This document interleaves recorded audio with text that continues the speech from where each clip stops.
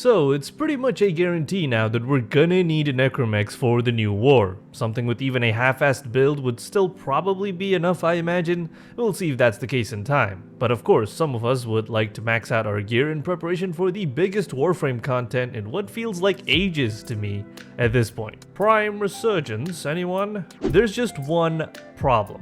Leveling Necramechs, even with boosters, is painful. Usually people go about this ordeal by capturing bases around Orvalis, which is what I talked about the last time I made a Necramech leveling guide, but I found a better way. And in this video we're gonna go over everything you'll need, the setup, a strategy, and how I managed to net almost 1.7 million affinity in under 25 minutes. And just a gentle reminder that if you do find this video useful, please consider hitting that subscribe button. It makes waking up in the morning a little less terrible for me. Right, before we get into the details, I think it's appropriate for me to mention the things I've tried that didn't work. A small disclaimer, my testing was not really done in controlled conditions because for whatever goddamn reason, you are not allowed to spawn the Necramech in the simulacrum. Classic. Anyways, Necramechs do not benefit from Neramon's affinity spike, at least according to what I've been able to gather from limited testing out in the plains. There's also no such thing as stealth kill bonuses for Necramechs, unfriggin' fortunately.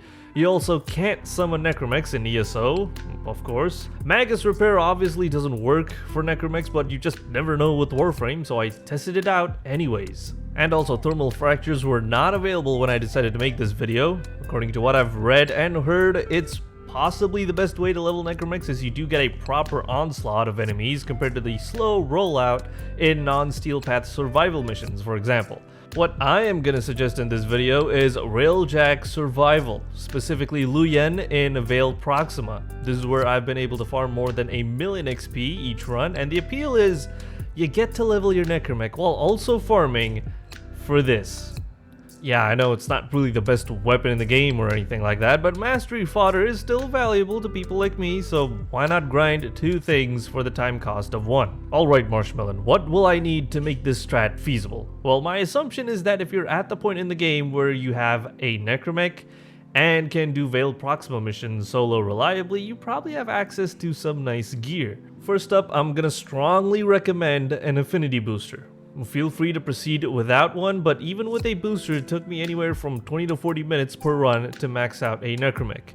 Save yourself a lot of time, spend some plat. Or you could just hang around in relays and wait for a Chad MR30 to bless everyone with the right bonus, which is what I do for my boys over on the Discord server. But that aside, you can bring any frame you want. I suggest Necros because the enemies just don't seem like they want to bother spawning, and that becomes an issue if you're gonna be doing long stint survival missions. Here's the build, nothing fancy, just lots of health and range and despoil, of course. My logic with going for health is that it'll make your job of babysitting Necros easier later on. You're also going to need Magus Repair on your operator to make the entire thing practical, and it should go without saying that a good enough Railjack for you to solo Vale Proxima is going to be essential. The basic idea with my strat is you start the survival mission, look for a spot to hunker down at, turn on Desecrate, summon the Necramech, and start shooting at things that approach you. You then occasionally check on Necros' health. If it's a little low, you switch into your operator, go void mode, and heal him with Magus Repair if needed, and then resume killing enemies with the Necramech. Sounds kinda simple, but you'll definitely need to get used to the whole process, and also get comfortable with switching between Frame and Necramech quickly. Now, the affinity you'll gain can vary by quite a bit. On my first run, I got around 620,000 affinity in about 25 minutes with a standard affinity booster. On subsequent runs, I blessed myself with an additional plus 25% affinity booster, which I'm not sure if that even stacks properly with the standard one, but I managed about 1.4 million affinity in 35 minutes. Here's where it gets wacky.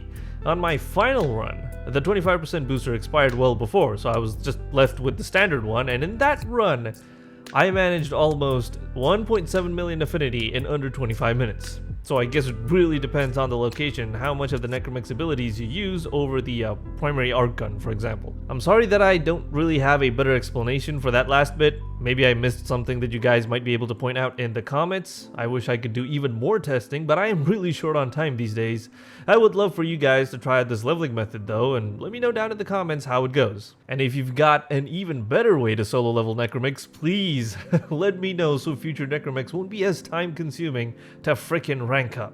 I'd really appreciate that. I'd also really appreciate it if you guys check me out on Twitch, and if you'd like to join me and the boys on Discord, you can get an invite link today through Patreon. Links in the description. Thanks so much for watching. Have a good day.